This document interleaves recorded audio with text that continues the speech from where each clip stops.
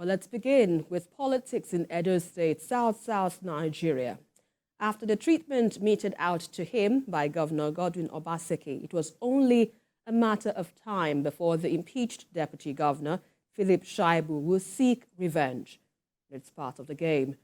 Shuaibu has announced his support for Senator Monday Okpebholo of the All Progressives Congress for the September 21st governorship election in the state. He said that he will back Okpebholo over the candidate of the Labour Party, Olumide Akpata. The former deputy governor cited Okpebholo's local roots and suitability to govern the state for his decision. Shaibu criticized the candidate of the PDP, Asue Ighodalo, as a product of Godfatherism, contrasting him with Okpebholo, who he sees as a true homeboy, capable of understanding the needs of the people. BKO, let's have your thoughts on this. Would we say you saw this coming? Because there are lots of issues that could be trumped up from this move by Edo State Deputy Governor. But first, let's get your perspective on this whole development. Certainly, you could bet on him working against his own party, because it was clear that his governor didn't want him to be his successor. The governor did everything possible to frustrate Philip Shaibu. The moment the governor saw that Shuaibu was interested in succeeding him, he started taking steps to frustrate him, make life unbearable for him. He threw him out of the his office as deputy governor, relocated him far away from his site. It's like he didn't want to see him close to where he was. And there were occasions when he embarrassed them in public, even during the Thanksgiving. Both of them are supposed to be Christians. But during one Christian Thanksgiving ceremony, he stopped the deputy governor from even saying hi to him. He effectively got his security aides to fence off the deputy governor. And at the end of the day, the PDP had two primary elections. One won by Philip Shaibu, the other one by Asue Ighodalo, the candidate of the governor. But we knew that in this kind of contestation, he cannot defeat his principal. So invariably, the PDP saw the primary won by the governor's choice as the valid primary election. And clearly, Philip Shaibu lost out. And after the primaries, he was impeached.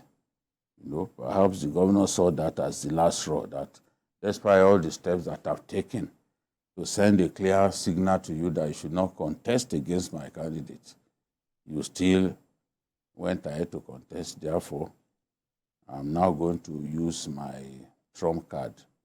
And his trump card was the impeachment of Philip Shaibu. So there's no way that after all Shaibu had been through, he will now go and support the candidate of a man who gave him much more than hell. So he would want to do his best to ensure that Obaseki's candidate does not carry the day. So, right, but don't you think this could be attached to anti-party activities? Do you see any likelihood of him being suspended by the party? This person will eventually join the APC. He will eventually join the APC. When the time comes, you will see him in APC colors. And maybe the national chairman of the APC will be holding his jersey, the way footballers' jerseys are held once they join another club.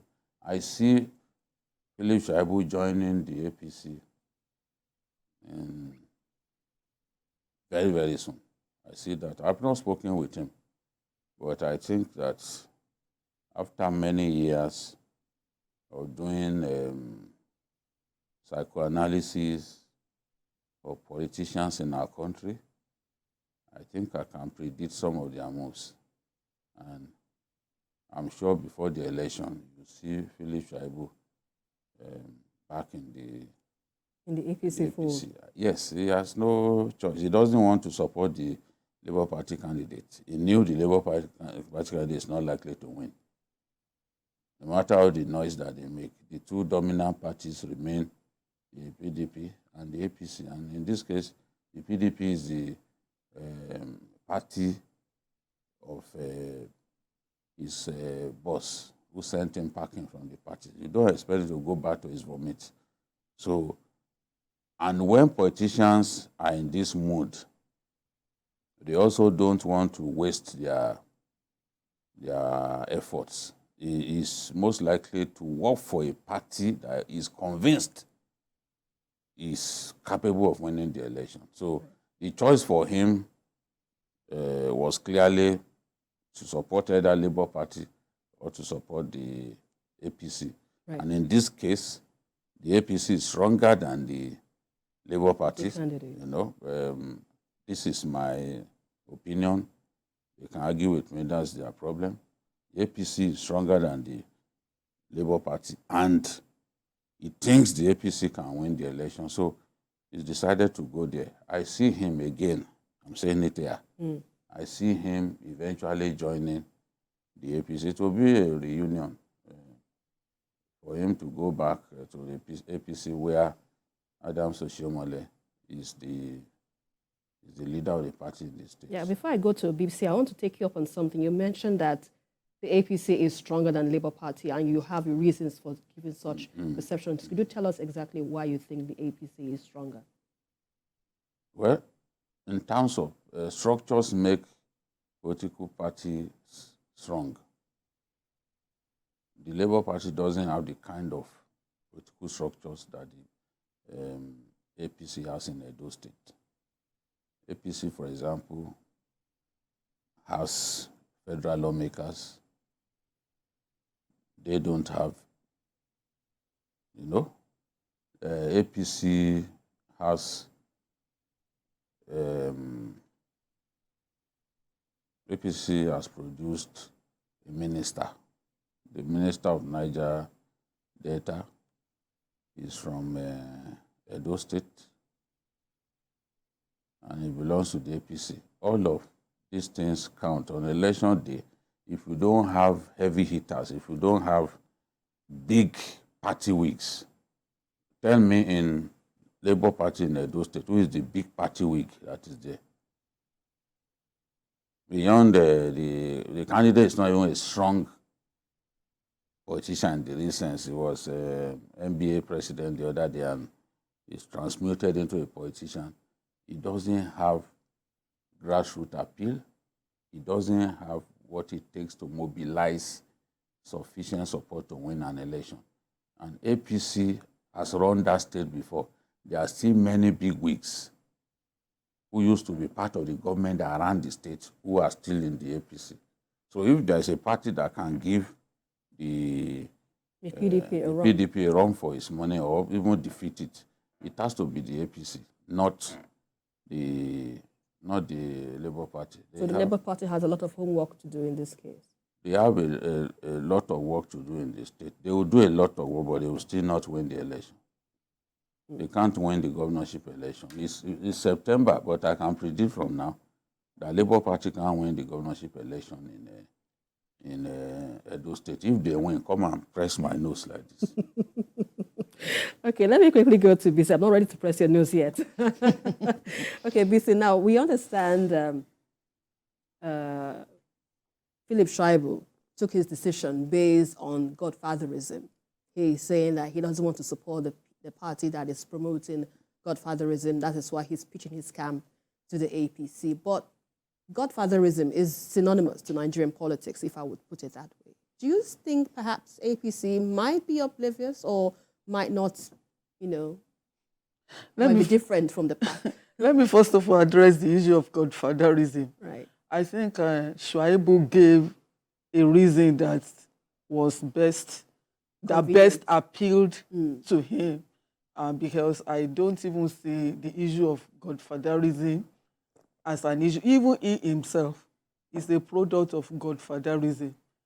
And for him to even go to APC, for me, is expected. And I also do not think that his former boss will expect anything different from what he has done. I think the governor in the past has also said that people are free to support whoever they want to support. Of course, then he was talking about himself supporting another candidate against his own deputy. And naturally, too, the deputy, who was the former deputy governor, Shuaibu now, we also say that he has a right to also support whoever he wants to support. So he's 50-50. As for the Godfatherism, there is absolutely no big deal about that. And as for the chance of APC, I think it's still about, I still see PDP being the ruling party. Really? Yes, in Edo State now. Yeah, I still see them, having some levels of support. Well, maybe no support, but with the incumbency power and the rest, you never can tell how that will work in the next election, because we know how we roll in this part of the world, where even the state INEC is practically, funded and by the ruling party. And because of that, we know that sometimes elections don't even reflect the will of the people. But it all depends on what the people of Edo State think. It depends on how satisfied they are about the current administration, if they will want to return them. But do not forget also that Obaseki also played some cards by granting 70,000 naira minimum wage to Edo workers. I think that is also likely to count. Personally, I do not see that as a gesture out of the blues. I see it as a well-calculated move towards the election. So maybe that is going to work for the PDP or not. It's something that we will wait to see what happens, yes, right? Exactly. Well, in talking about the candidates that are already in, contestation for these elections, who do you think would appeal to the people? Although BKO is more saying that the, grassroots politicians is what should prevail, in the case of selection of choices.